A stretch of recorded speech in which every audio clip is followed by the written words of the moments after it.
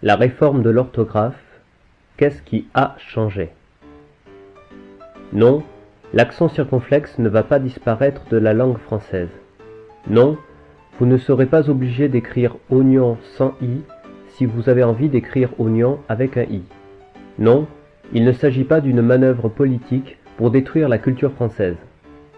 Ronsard écrivait hiver avec un y et vous êtes avec un s et sans accent. L'accent circonflexe de vous êtes est d'ailleurs un rappel de ce s disparu.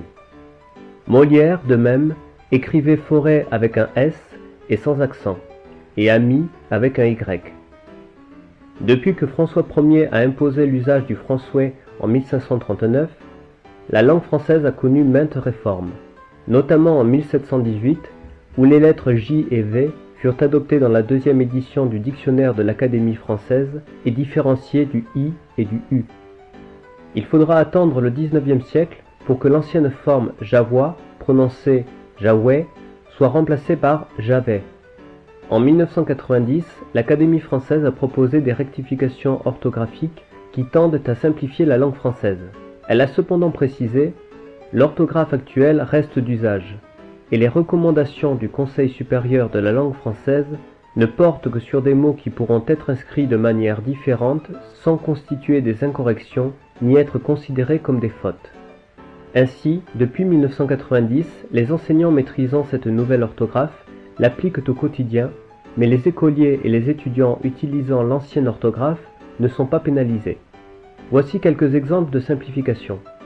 L'accent circonflexe n'est plus obligatoire sur les lettres I et U, sauf dans les terminaisons verbales, par exemple « il a dû s'en aller », et dans quelques mots où il est nécessaire pour la distinction entre homonymes, par exemple « qu'il fut »,« mûr »,« sur »,« jeune », etc.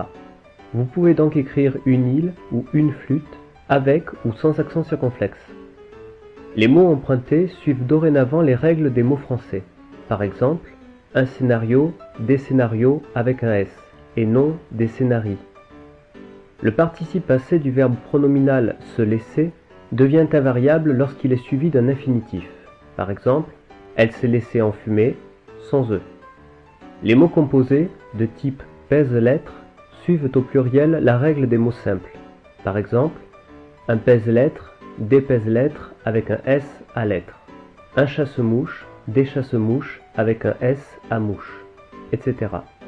Enfin, un certain nombre de mots composés remplacent le trait d'union par la soudure. Par exemple, porte-monnaie s'écrit porte-monnaie en un seul mot, comme portefeuille.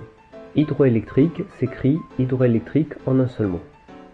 Voilà, vous êtes donc maître de votre orthographe.